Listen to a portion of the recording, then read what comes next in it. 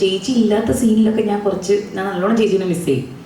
കാര്യം ഞാൻ ഒറ്റയ്ക്കുള്ള സീൻസൊക്കെ ശരിക്കും ആ ഒരു ശരിക്കും നമ്മളെ സ്നേഹിച്ചും നമ്മളുടെ കൂടെ ആ ഒരു കലാസൃഷ്ടിൻ്റെ ഭാഗമാവണം എന്ന് ആഗ്രഹിക്കുന്ന ഒരു കോ ആക്ടറിനെ നമുക്ക് കിട്ടുമ്പോൾ അതും ചേച്ചിയെ പോലെ ഒരു സീനിയർ.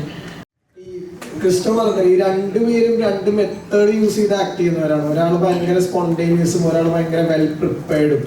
അപ്പോൾ ശരിക്കും എങ്ങനെ ഈ കോ ആർട്ടിസ്റ്റ് ഭയങ്കര അടിപൊളിയാകുമ്പോഴാണോ നമ്മുടെ പെർഫോമൻസ് നന്നാക്കണം എന്ന് ഭയങ്കര റെസ്പോൺസിബിൾ ആവുള്ളൂ. ഉർവശി മാം എത്രത്തോളം പാർവതിനെ റെസ്പോൺസിബിൾ ആക്കിയിട്ടുണ്ട്?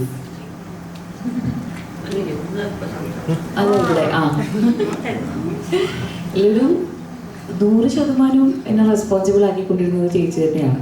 ഒബ്വിയസ്ലി ആദ്യം കഥ പറയുമ്പം ക്രിസ്റ്റോനോടുമായിട്ട് എനിക്ക് ഒരുപാട് ഡിസ്കഷൻസും റീഡിങ്സും അഞ്ജു എന്താണ് അഞ്ജു ഇങ്ങനെ എന്നുള്ള കാര്യങ്ങൾ അഞ്ജുവിൻ്റെ തീരുമാനങ്ങളെ പറ്റിയിട്ടൊക്കെ സംസാരിക്കും. പക്ഷേ സെറ്റിൽ ചെന്ന് കഴിഞ്ഞാൽ ഇപ്പോൾ സിനിമ കണ്ട എല്ലാവർക്കും അറിയാം ചേച്ചി ഞാനും അങ്ങോട്ടും ഇങ്ങോട്ടും ഇങ്ങനെ പന്തെറിഞ്ഞ് കളിക്കുന്ന പോലെ ഓരോന്ന് പറയുന്നു പറയാതിരിക്കുന്നു.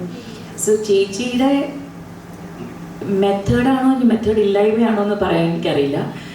അത് ഭയങ്കരമായിട്ട് എന്നെ ഇൻസ്പയർ ചെയ്തിട്ടുണ്ട്. ഒരുപാട് എന്നെ നമ്മൾ കുറേ പിടിച്ചു വെച്ച് അഭിനയിക്കണം, അല്ലെങ്കിൽ പുറത്ത് കാണിക്കാൻ പാടില്ല, അത് ലീലമ്മ കാണരുതെന്ന് വിചാരിച്ചിട്ടാണ് പലതും ഉള്ളിൽ ഒതുക്കി പിടിക്കുന്നത്. അതൊക്കെ എനിക്ക് എളുപ്പത്തിൽ വന്നത് ഞാൻ കുറച്ചൊന്ന് റിലാക്സ് ആകുമ്പോഴാണ്. അപ്പോൾ ചേച്ചി ഇല്ലാത്ത സീനിലൊക്കെ ഞാൻ നല്ലോണം ചേച്ചീനെ മിസ് ചെയ്യും. കാര്യം ഞാൻ ഒറ്റയ്ക്കുള്ള സീൻസൊക്കെ ശരിക്കും ആ ഒരു ശരിക്കും നമ്മളെ സ്നേഹിച്ചും നമ്മളുടെ കൂടെ ആ ഒരു കലാസൃഷ്ടിൻ്റെ ഭാഗമാവണം എന്ന് ആഗ്രഹിക്കുന്ന ഒരു കോ ആക്ടറിനെ നമുക്ക് കിട്ടുമ്പോൾ അതും ചേച്ചിയെ പോലെ ഒരു സീനിയർ.